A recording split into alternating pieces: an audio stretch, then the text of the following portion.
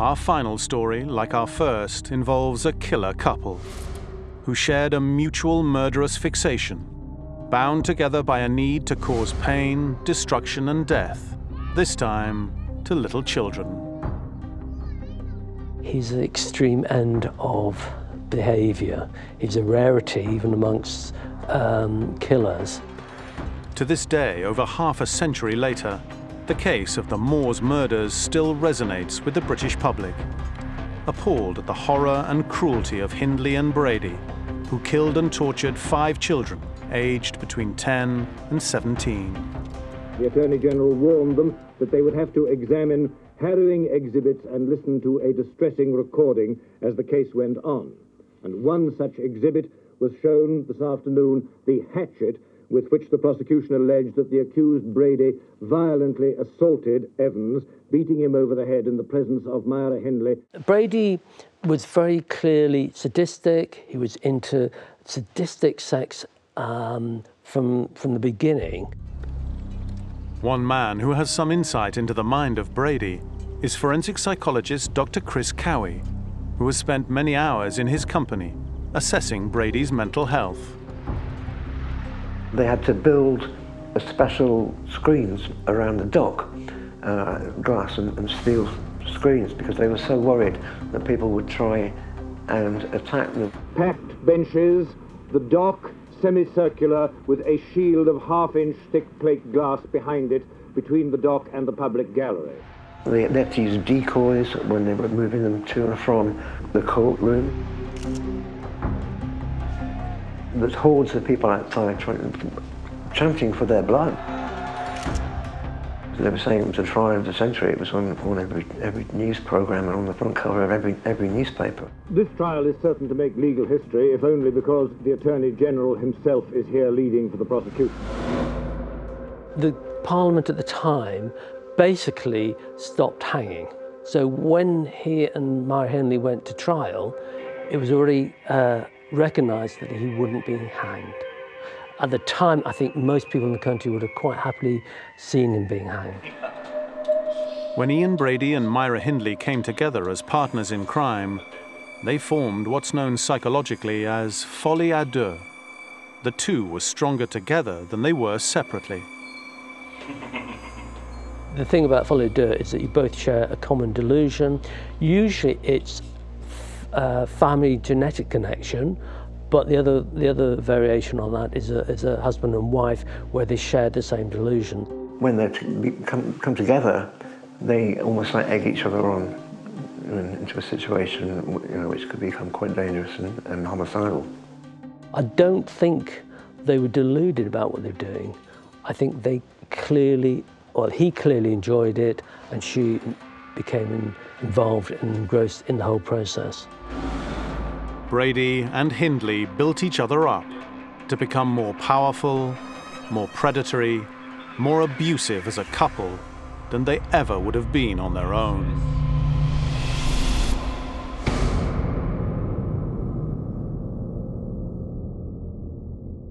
Saddleworth Moor, nobody could hear these children scream.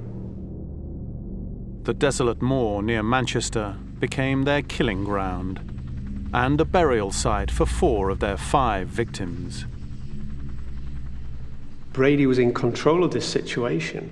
However, without Hindley, there would have been no trust in taking the children off the streets.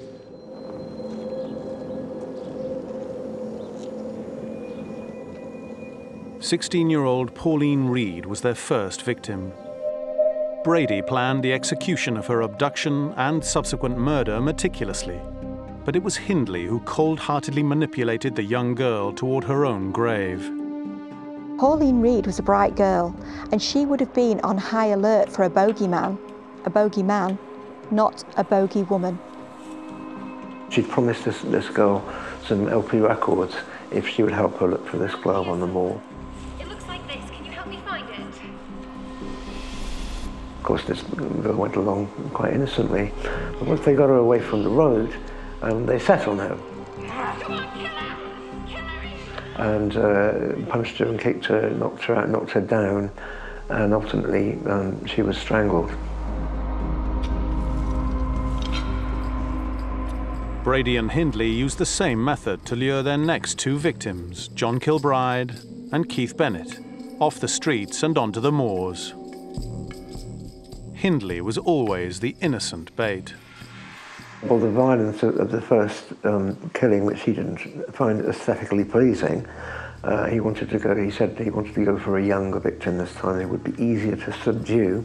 He complained afterwards that Pauline Reed was too strong for him. He didn't cope very well with her resistance. So by dropping the age group, he was much more in power and control. And they kidnapped John Kilbride, who was a 12-year-old boy. He took him off on his own onto the moor, and Hindley stayed in the car. There he was strangled and buried and sexually molested. But it was their treatment of their fourth victim, Leslie Ann Downey, that reveals the extent of their cruelty and inhumanity. Brady and Hindley went to the fairground on Boxing Day, and they went with the sole intention of finding a victim, and they spotted Leslie Ann Downey, a 10-year-old girl, and she was there on her own. She was taken to their home on the pretext of moving boxes. This, if you like, was a step further. What that meant, awfully for this little girl, is that they had the luxury of time and they had guaranteed privacy to abuse her. Brady had already got it in his mind that he was going to take photographs of whatever torture he was going to impose. Leslie Ann was undressed, she was gagged, and she was forced to have pornographic photographs taken of her. The whole thing was tape recorded. This was the famous Moore's murder tape that was played in court. What you hear is a little girl who is incredibly distressed, literally pleading for a mother, pleading for mummy and please to go home. Hearing the audio tape in court was devastating for everyone, especially Leslie Ann's mother.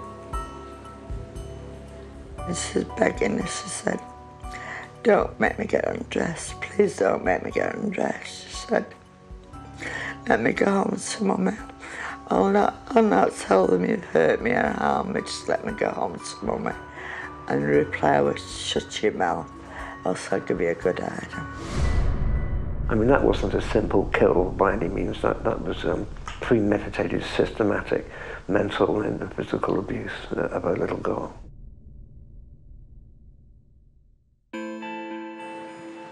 It was their wicked, sadistic behavior that caused such public revulsion, and the continued fascination with this evil couple to the present day. Their killing was the first time when a man and a woman had killed together and had killed a number of children that weren't related to them. There was nothing to do with family dynamics. They were killing because they wanted to kill children. Dr. Chris Cowie has attempted to diagnose the underlying reason for Brady's actions. He doesn't appear violent, he hasn't got a crazed look in his eyes, but that's what is so disconcerting about the man. That, I think, is one of the reasons that makes him so dangerous. He has the ability to manipulate and deceive to quite a remarkable degree. Brady also appears to present many of the classic symptoms of the psychopath. Is he psychopathic? I would suspect yes. He showed very little remorse for what he's done. Total lack of compassion for the damage that he's caused to so many people for so long.